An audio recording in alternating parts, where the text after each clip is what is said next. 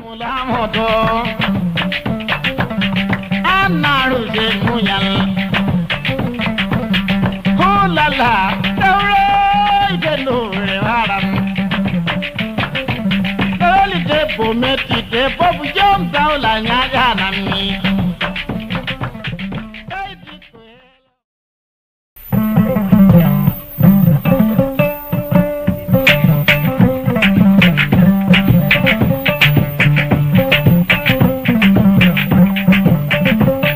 ko haali do tawi minana lawadiral dilide inchallah e nokkure nde ɗo wiyete yari kosam jowti allah mi jowti amadou seck ibrahima wuuro ngiya o mobbo moɗo karfeji ɓutte nato mobilaji e labbo haruna seck ibrahima de jowdoɗo mumen no tawe bantiji inchallah jodi sadu dikko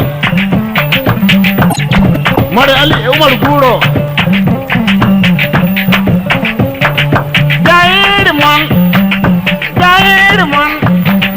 jair mon ne dihe bule no tanane jair mon ne bule ko ina de ko kani ko sam awowi jaro kosamani asusa jaro sulo yara sula sorta labal fayille cankito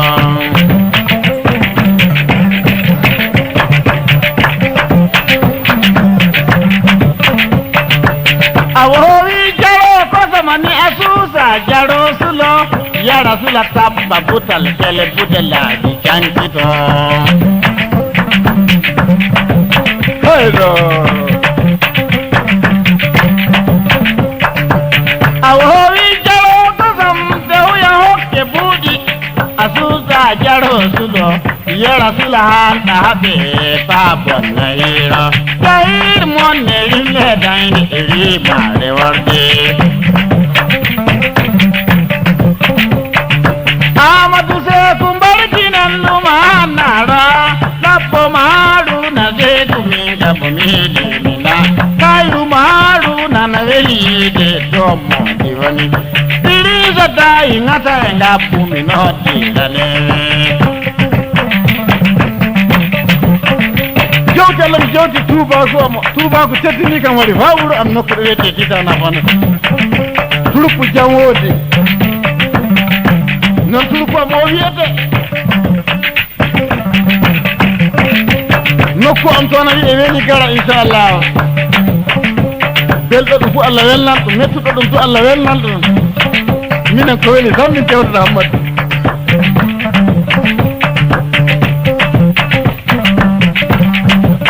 aduna o yiɗodirde e nafodirde inchallah welle aduna o ɗiɗi yiɗodirde e nafodirde wañodirde e woɗɗodirde allah dannu en ɗum le ngella allah kañum jippini moƴƴere ha jiɗiraɓe nafodira ngella ko nanta miɗo yiɗi mane wala fof ko mbawɗa waɗante ɗum a tampini hoorema a tampini ɗum miɗo wañi mane wala fof ko mbawɗa wadde ɗum a heeɓi hunduko bonko inchallah ngelle mo jiɗɗa fof acca nafodiro mo on jiɗodira to acco moɗɗodiro ke piiɗe kantake koye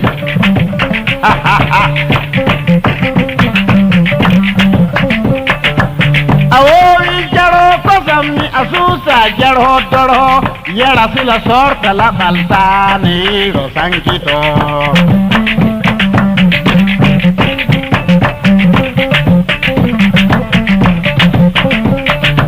laba hoddi ko wattu kello e hulalla bunti baci dilelina nodden kabore musa rukiyatu kabore faransuare hey kabore umaru hey nana kabore bila mula hodo kama yala weli neto meti neto fujom jawdi wada ko haja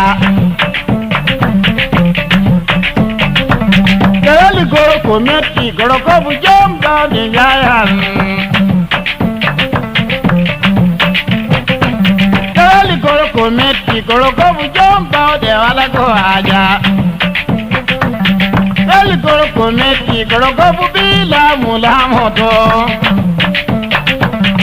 Anaru de kuya Kulala Delo haram Depo meti depo bujom taula nyaga nami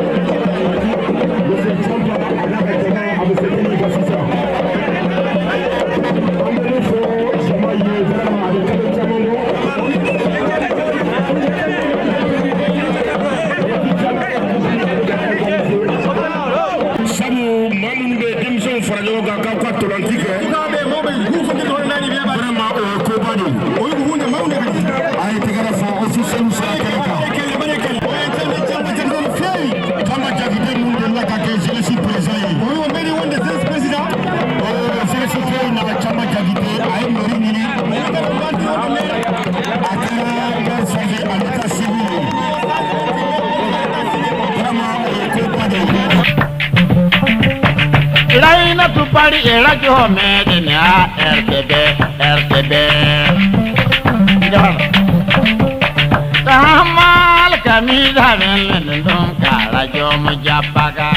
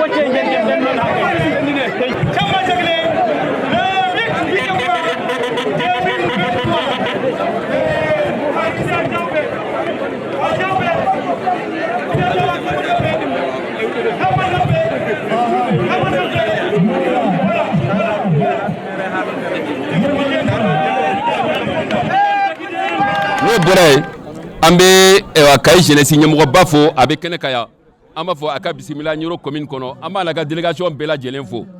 no boray muso tongo tombe kenekaya ani che tongo tombe keneka amba bela jelenfo katla mo ni nani yere makasurite tonyele kono amba bela jelenfo katla ka folie bla madonga dugutigi anaka population bela jelenye amba fo uniche uka bisimila la no temela ka boy ambe ala fo ka barkada Koupuni ne ma fili Koupuni Adam nana le 10 juin Adam nana awoni ani kamanda pe lancement kela ni ndugu fila de kono donc ambe ala fo bi ala e adatukuli fana yirana madunga ya ambe ala fo Koupuni ala nyuma sigi ala bena nyuma fana wuli akakande anka ala fo la parce que depuis balontan Adam nana bashi simaka kono mais o konna la nseka pantugo jinema presi fana fo presi be kene ka mbe presi bela jelen fo katla ka Nchama jakte amba fo dante foli muna kadaka niye ko bade anga jamani ko sisa niye ko bade ko bade chugodi kaseka mo were fala nyoka ka jelu fala nyoka kalo fla kono ka balonta organiser maka kono wo maka kono fo maka kono amen chamba fo yorola anaka commission d'organisation be ali mo da kumbe ko ben konyala ambu bela jele fo nyoro commune to wala an b'a fɔ an mago bɛ ninnu ko de la sisan jamana kɔnɔ ka se ka mɔgɔw fara ɲɔgɔn kan nin jaabi ye mun ye nin nafa ye jumɛn ye nin nafa ye de k'an gara ɲɔgɔn na ka se k'an kala ɲɔgɔn na ka da ka jamana mago bɛ nin de la an bɛ can b'a fɔ nin ye première édition de an b'a ɲin'a fɛ ala ka deuxième édition fana ala ka musakako bɛn nɔgɔya an n'a bɛɛ lajɛlen ye mɔgɔ mɔgɔ sen kun bɛ nin ko la an bɛ dugawu kɛ a bɛɛ lajɛlen ye n tɛna mɛn kuma kɔnɔ kosɛbɛ n bɛ dan nin yɔrɔ la n bɛ dugawu kɛ mɔgɔ mɔgɔ bɛ kɛnɛ kan n bɛ dugawu kɛ a bɛɛ lajɛlen ye an ɲuman sigira ala ka ɲuman wuli hakɛto b'a la salam mahamadu merci. Bon, salam alaikum, an bɛ bɛɛ lajɛlen fo minnu bɔra u bɔyɔrɔ la ka na se yan nɔ. Vraiment an sera yan nɔ an y'a ye jagokaw y'an kunbɛn cogo min na vraiment on est très très content. Vraiment no ndo waɗirani min beltima hen ha diwti ha kaddi diwtigal wuro ngo fof yalti no min jii ɗum ɗo no waɗira organisé ni min meeɗa yiide ɗum waɗira ni ñoro ɗum ɗo woni première fois mum fotde tafa min jirani wuro ngo fof yalta waɗa organisé fe match ha wayani amin calmina kala yimɓe wawɓe wadde déplacement ha jettiɗo préfet et délégation mum e kane président jeunesse gummiɗo kayne ari ɗo e kane yimɓe wuro ngo e ummiɓe caggal e yettiɓe ɗo ɓe fof amin calminaɓe kaddu teddugal bon khalifa hoore mum ne wondi e mon ɗo ɓiyi ko nanɗo dari no wiya amadou haadi amadou o mon ɗo omo welti hen no feewi awa ko woni khalifa général ceerno men ceerno amadou haadi omo welti hen kanko hoore makko omo wondi en men ɗo kadi omo welti hen no feewi konngol makko on ɗo min calmini Camba Jakite kanko jogiiɗo ngal ɗo teddungal o rokki amin ardina amin yeeso vraiment minen kadi min belti hen no feewi neɗɗo so teddinima hokkima hunde hokkima ko teddi vraiment kanko hoore makko kadi ko neɗɗo tedduɗo vraiment haalantiɗe bon ko fewani fof ko mino wonmo yettinani mi sonon khalifa yettini haala ka ha yetti assalamu aleykum bismillahi rahmani rahim mbe ala tanu ka sali kira kan alayhi salatu wassalam ka an masaw fo ne be a fo alhamdulillah mbe ɲɔrɔn bɛɛ fo dante foli mun na mbe an ka commandant fo n'o ye commandant ka premier adjoint ani deuxième adjoint ye u bɛ kɛnɛ kan n b'u fo k'u waleɲuman dɔn mbe conseil de cercle président fo mbe maire fo mbe chef de service mɔgɔ si nana kɛnɛ in kan n b'a bɛɛ lajɛlen fo n b'an ka sécurité mɔgɔw fo n bɛ dugutigiw fo n bɛ club o club bɛ ɲɔrɔn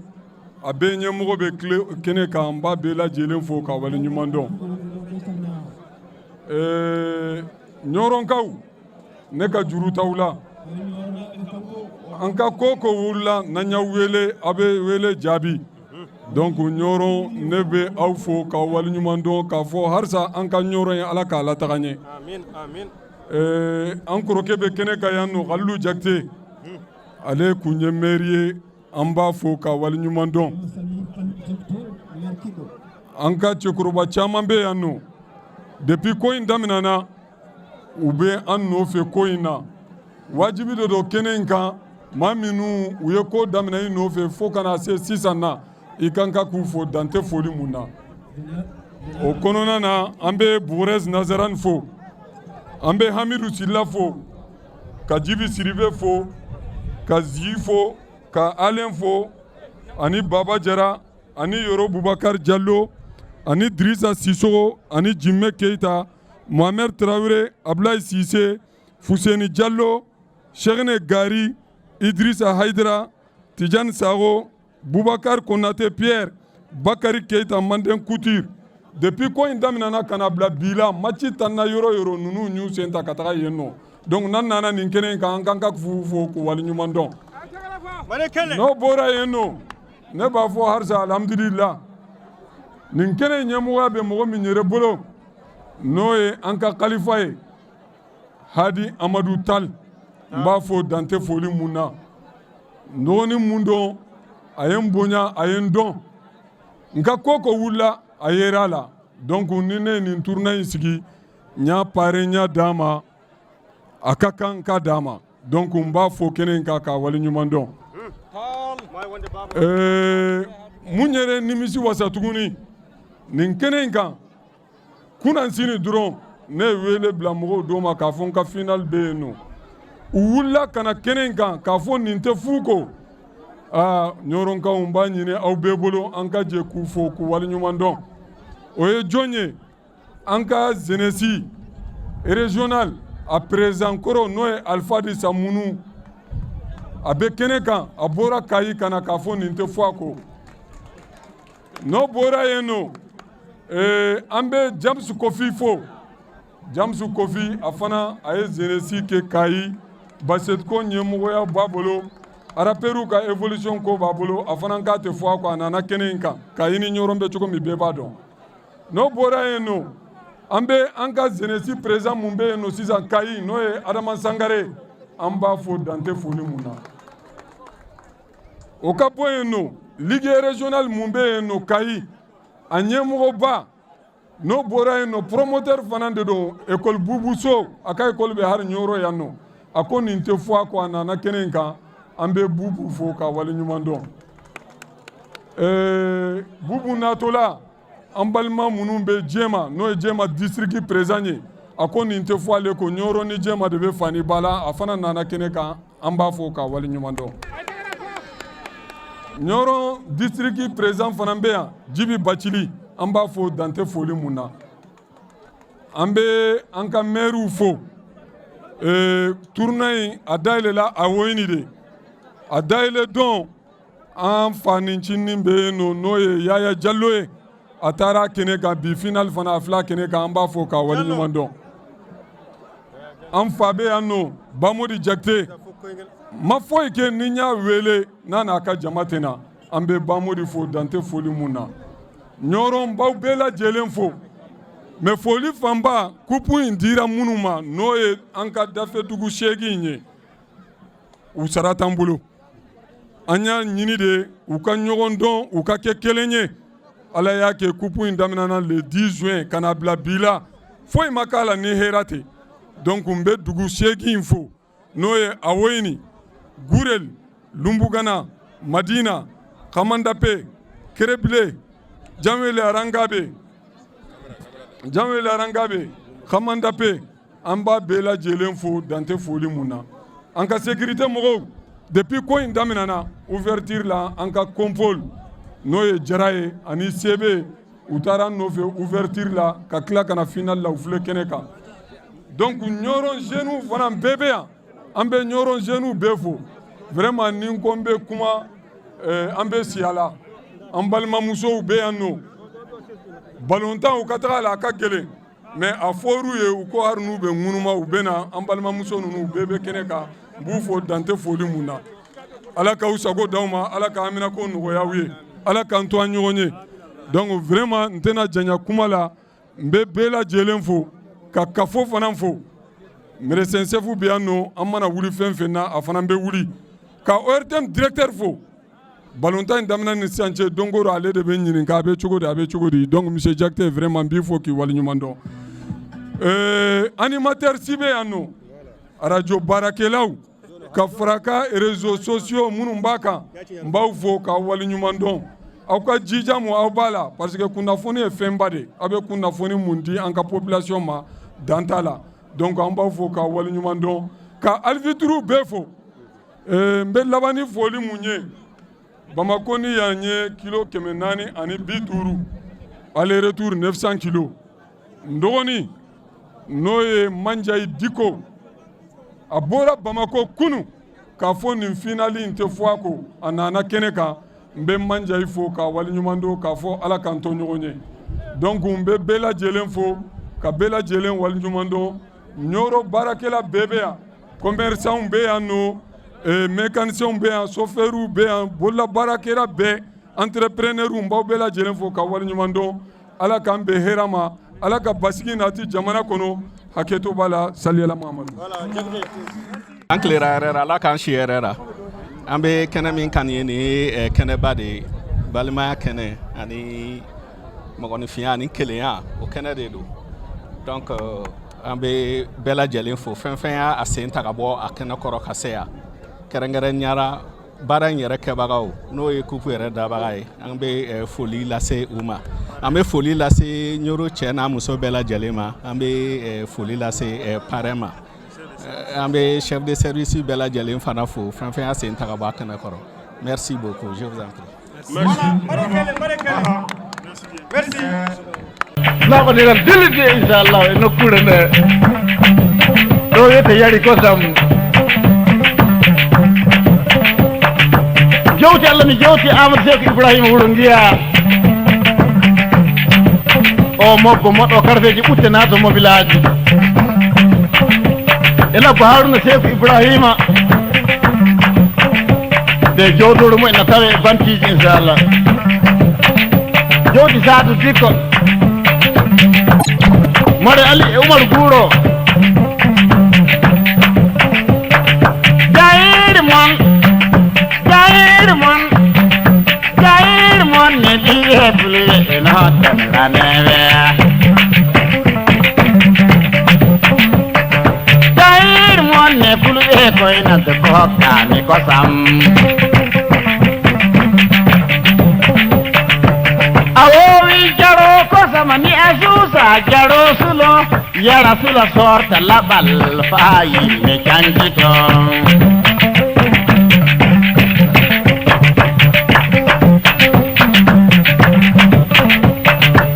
Awowi jaro ko samani asusa jaro sulo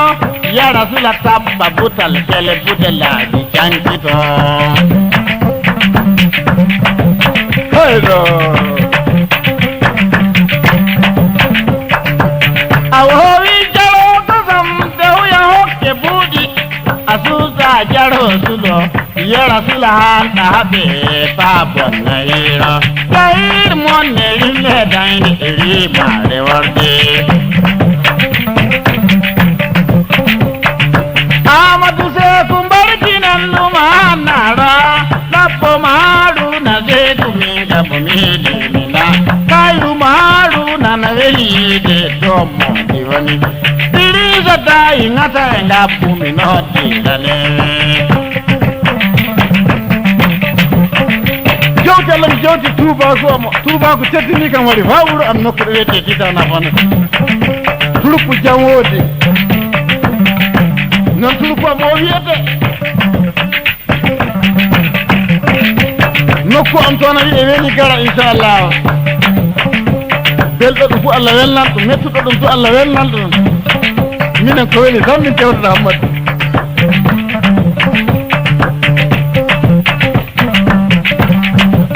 aduna o yiɗodirde e nafodirde inchallah nelle aduna o ɗiɗi yiɗodirde e nafodirde wañinirde e woɗɗodirde Allah danno en ɗum ɓe Allah kañum jippini moƴƴere ha jiɗiraɓe nafodira ndelle ko nanta miɗo yiɗi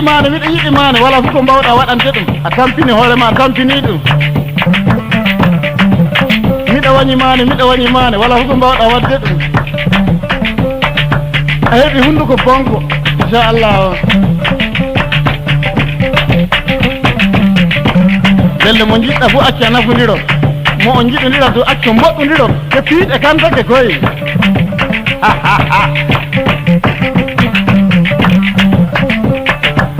Awowi jaro kosamni asusa jaro doro yara sila sorta labal taniro sankito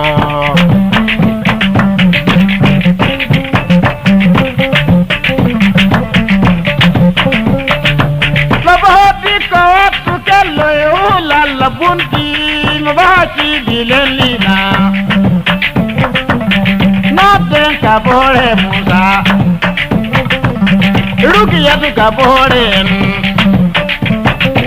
Faransuare kabore Umaru inana kabore Bila mula hodo kama yala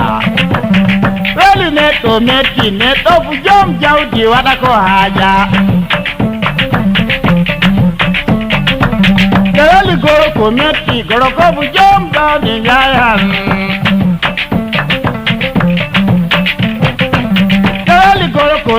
goro ko bu jomba de wala ko aja el goro ko meti goro ko bu bila mula moto anaru se munyal hulala tawre gelu waram eli de bo meti de bo bu jomba la nyaga nami Kaiti kuhelo boda Kaili kuheli habihi Kabi alla jamlo dondon Kai kanchari ema jagola Kai pulde koin habi Umaru amadu nanana Ala oini nanina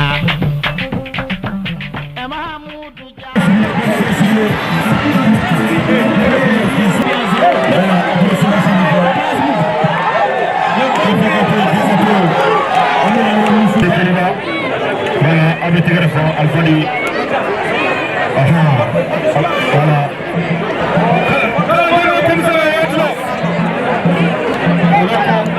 aylita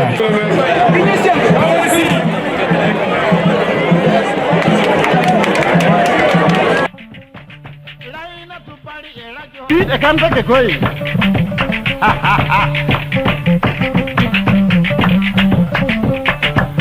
awoi jaro kosami asusa jaro doro yera sila sorta la baltani ro sankito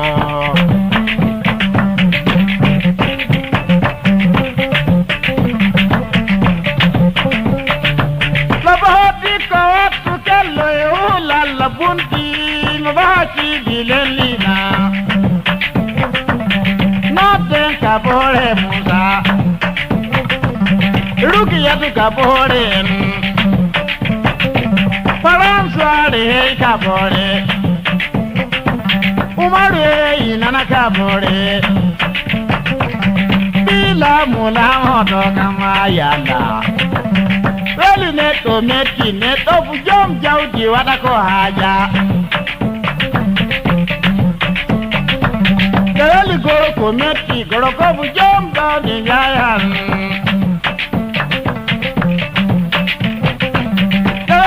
Kometi goro ko bu jomba de wala ko aja el goro kometi goro ko bu bila mula moto anaru se munyal hulala tawre gelu waram el de bometi de bu jomba la nyaga nami Kuhelo boda Kaili kuheli habihi Kabi alla jamlo dondon Kai kanchari ema jagola Kai pulde koin habi Umaru amadu nanana Ala oini nanina Mahamudu Jafara Musa yero anani Ahmad yero nanon Jafana Hamidu Imon Jamburi Jamana na pura ima jamura Allah Allah Allah baro Amar jau ya dam amari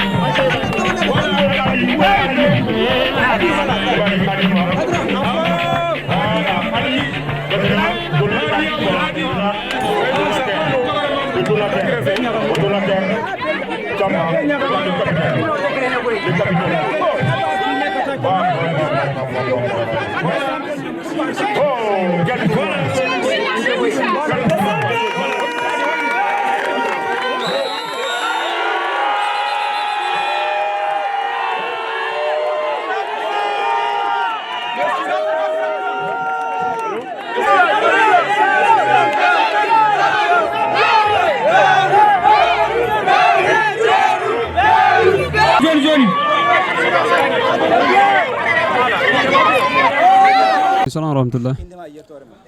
Abu Bakiri Diallo ɓurɗo andirede Bamoyso Diallo. Inchallahu to a woyni tawɗen ko Madonga ɗo gonɗen ɗo noon ko galle meɗen galle Alassane Diallo e Huseyni Diallo ko ɓiɓɓe awoyninaɓe sababu mum addi men ɗo ko affaire coupe communal Thiamba Diakité lelnuno ko hande woni finangal inchallah finangal wallahi yettore Allah no feewi eɗen jetta Allah eɗen jetta nelaɗo Allah eɗen jetta jinnaɓe ewa eɗen jetta kadi mawɗo gardinaɗo wuro ngo hande jowuro o ko Nuhum Diallo almami ceerno Moustapha Amadou Aliou Tall inchallahu affaire wonɓe nder wuro e wonɓe caggal wuro pop ko Alhaji Samba Oumar Diallo to Gabon on woni mawɗo wuro ngo donc bandiraɓe pop calminama goto goto inde e yettode wallahi ko weltare no feewi jiiɗen hen ko weltare jaggodirde guure commune Nioro du Sahel inchallahu ko weltare jiiɗen hen ko ɗum woni ko addi men ɗo hande ballon o fettama dow jaam e cellal e kisal e daɗal e ndenka e weltare kadi no feewi Allah newni ko awoyni e kamandappe hawruno inchallahu barode awoyni ɗe ɓe mbi ɓe jii ɗum ɗo wawa yaade caggal mabɓe ɗum ɗo wawa yaade caggal mabɓe ko kamɓe jeeyi ɗum wajibu maɓe gadda ɗum ɓe dokka ɗum président men ɗum woni Alhaji Samba Oumar Diallo toon to Gabon inchallahu ko kanko nawante coupe o eyyi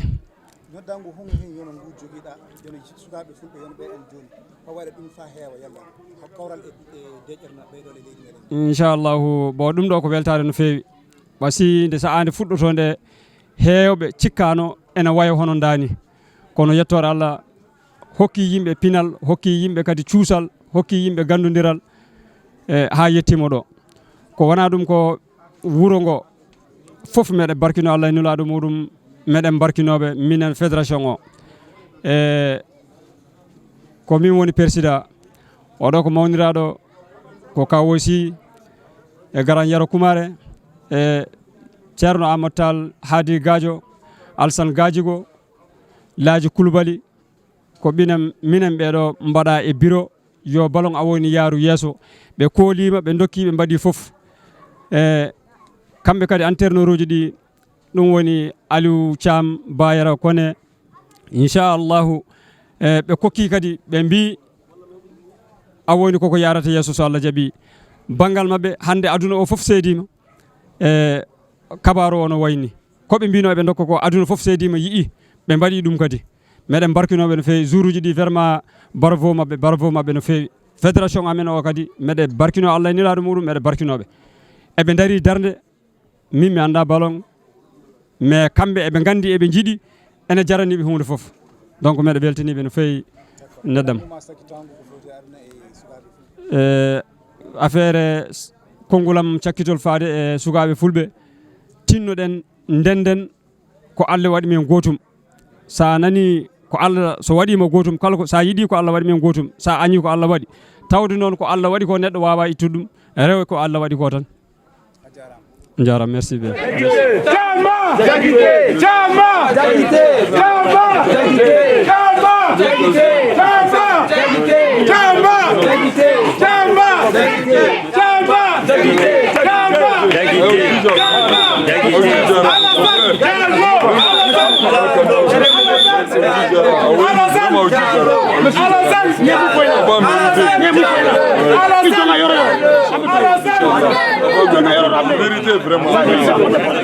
Thiamba Diakité Nioro yanno mbe ala fo ka ala barkada mɔgɔ caman I bɛ fɛn dɔ damina a tɛ laban ka ɲɛ I bolo an ye nin damina ala b'a dɔn an y'a damina ni ŋaniya mun ye ala y'a dafa an y'a damina le 10 juin an y'a damina ni awoyini de coupe in ouverture kɛra awoyini an ye mun ye kɛnɛ kan yen nɔ an y'a dɔn vraiment nin bɛ ɲa a kɛra kana bila bi la village 8 u bɛɛ y'u jija u responsable bɛɛ y'u jija mais an bɛ kɛnɛ mun ka bi o ye awoyini ka kɛnɛ de awoyini kuma yɛrɛ tɛ ne bolo awoyini u ye nin ko in dɔn u ka ko ye u ka dirigeants u ka denmisɛnninw u ka musow u ka mɔgɔkɔrɔbaw u ka tungarankew u ka zéru vraiment ɲɔrɔn commune n'an kan b'u fo an b'a tɔtɔ a woyini ye commune den ɲumanw de anw depuis yan n'an kana mairie la fɔ anw kana mairie la an b'a dɔn ɲɔrɔn kanu mun bɛ a woyini ka denw na a woyini b'a ka impôt bɛɛ sara ɲɔrɔn commune ye san o san donc ni a woyini kaw ni fɛn fɛn kɛr'u ye ɲɔrɔ yan nɔ wallahu n'a ka kan a woyini de ka juru bɛ ɲɔrɔn commune na ɲɔrɔn commune ka juru tɛ a woyini la ne bɛ mairie la n bɛ se k'o sereneya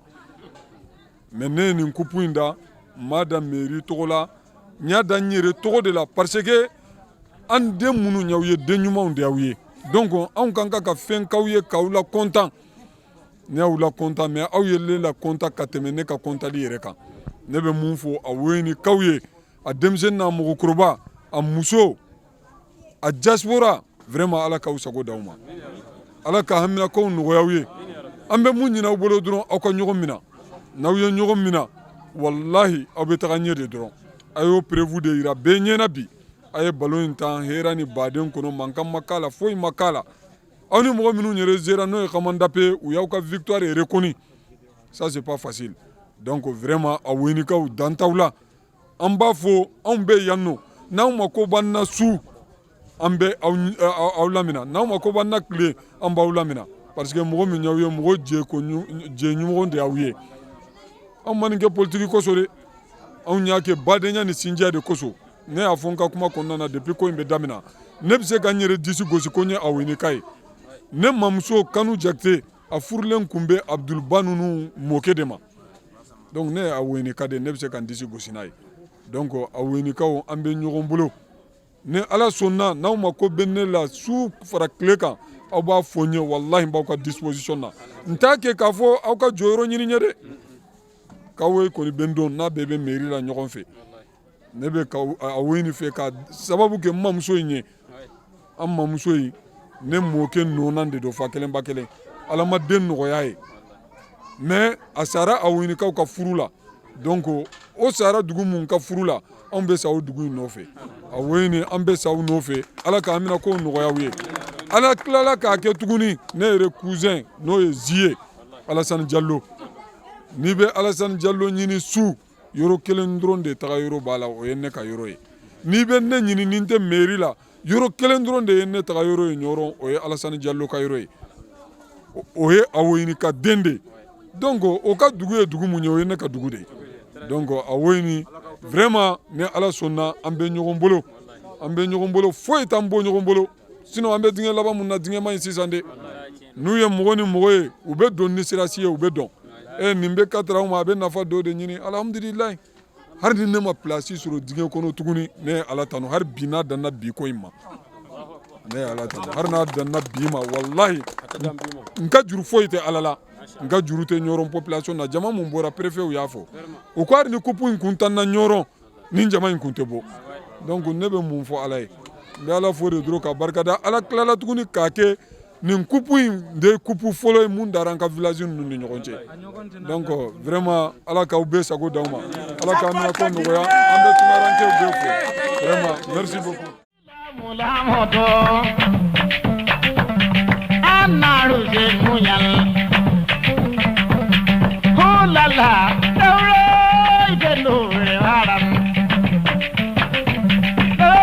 Pometi ke popu jom tau la nyaga nan